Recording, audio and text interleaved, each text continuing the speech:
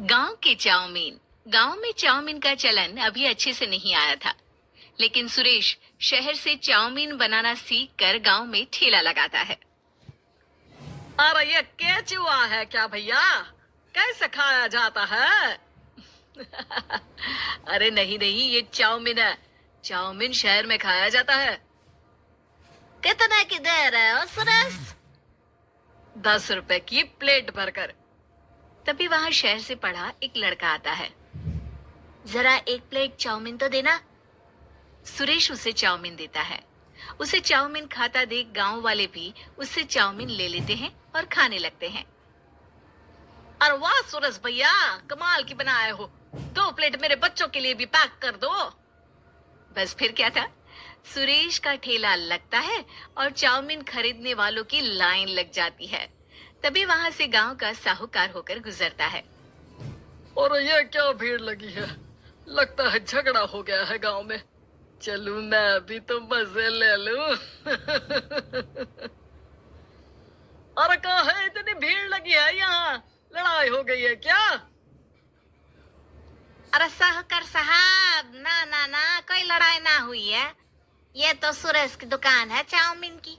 हम लोग चाउमीन खाने आए हैं, आप भी खाइए ना। साहूकार चाउमीन खाता है और सुरेश की तरफ देखता है, जो सारे दिन के पैसे गिन रहा होता है। अरे सुरेश, क्या लागत है इस काम की? अरे साहूकार जी, आप अब आए तो ये पूरे 10,000 रुपए ले जाइए, जो पिछले साल शहर जाने से पहले आपसे लिए थे ना। लागत तो क्या कहे, जो आपने दिया था उसी में सीखा भी है और दुकान भी खोल ली। अरे पैसे इतने जल्दी क्या जरूरत थी? कैसे जरूरत नहीं थी साहूकार जी, इतना मोटा ब्याज कहाँ से भरते। साहूकार को अब सुरेश की दुकान को हड़पने की लालच आ जाती है। नाना करते ये सारे दिन में 500 रुपए कमा ही लेता है। अरे गांव में ये ऐसे ही कमाता रहा तो कहीं ब्याज का काम ना शुरू कर दे। अरे भैया, कोई ना कोई जुगाड़ तो करना पड़ेगा। अब साहूकार घर आ जाता है और अपनी बीवी को सारी बात बताता है।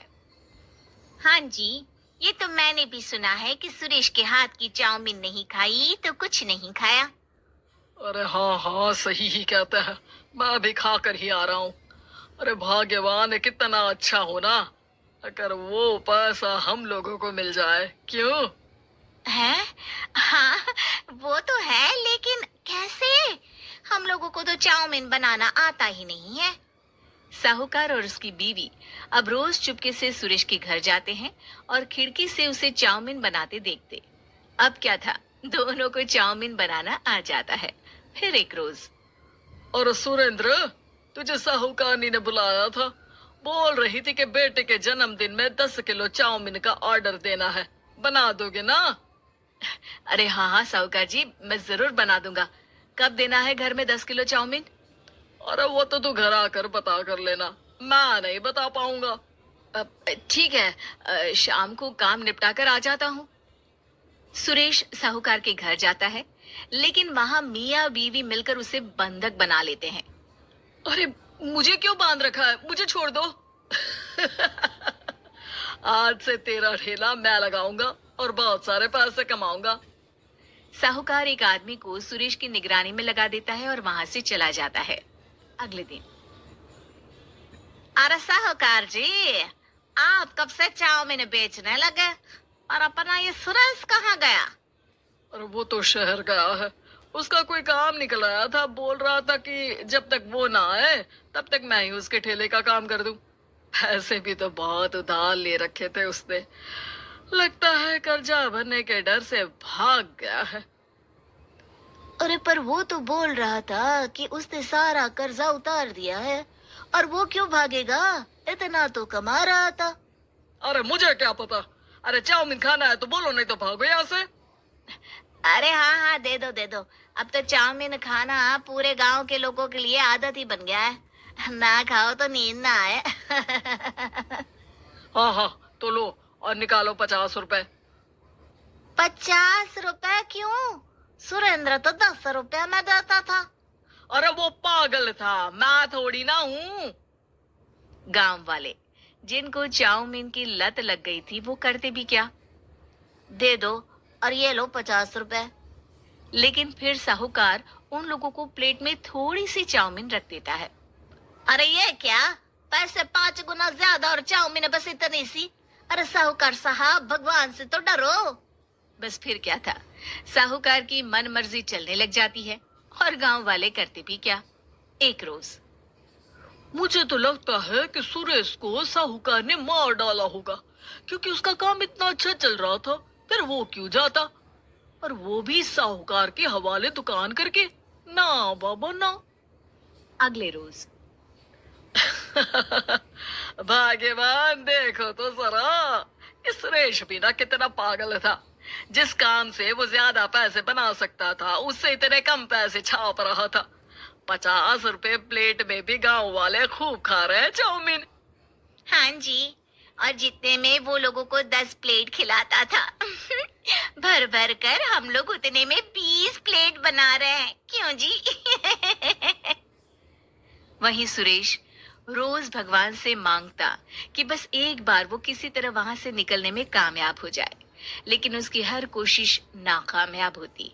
फिर एक दिन अरे भाग्यवान, ऐसा कुछ करो कि चाउमीन बनाने का खर्चा आधा हो जाए, जिससे हम लोगों को और मुनाफा हो।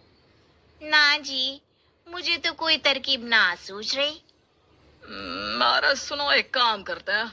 चाउमीन बनाने में जो सब्जी लगती है वो मंडी में लेने तुम देर रात चली जाना। तब तक वो सारी सड़ी गली सब्जी जो दुकानदार वहीं फेंक जाते हैं, वो उठा कर ले आना फ्री में। अरे वाह जी वाह, आप तो बहुत समझदार हैं जी। बीवी वैसा ही करती है, लेकिन अब लोग चाउमीन खाते तो मुंह बनाकर। फिर एक बार अरे राम राम राम, ये पेट में दर्द काहे हो रहा है? आई, आई, आई, आई, आई। हाय रे हाय, मेरा भी पेट दर्द के मारे फटा जा रहा है। सभी को शक हो जाता है कि उन लोगों को चाउमीन खाने से ही ये बीमारी हो गई है। वहीं दूसरी तरफ जो आदमी सुरेश की निगरानी कर रहा था, वो सो रहा होता है और मौका देखकर सुरेश वहां से भाग जाता है। सुरेश गांव वालों के पास जाकर उन्हें सब कुछ बता देता है। बस अब क्या था, साहूकार के घर पुलिस पहुंच जाती है। चलो, तुमने गांव के लोगों को खराब सब्जी वाली चाउमीन खिलाकर बीमार किया और सुरेश को बंधक बनाया। तुम्हें इसीलिए हम गिरफ्तार कर रहे हैं। साहूकार को पुलिस ले जाती है और फिर अगले दिन से सुरेश का ठेला गांव के बाजार में लग जाता है, जहां अब पहले से ज्यादा भीड़ होती है।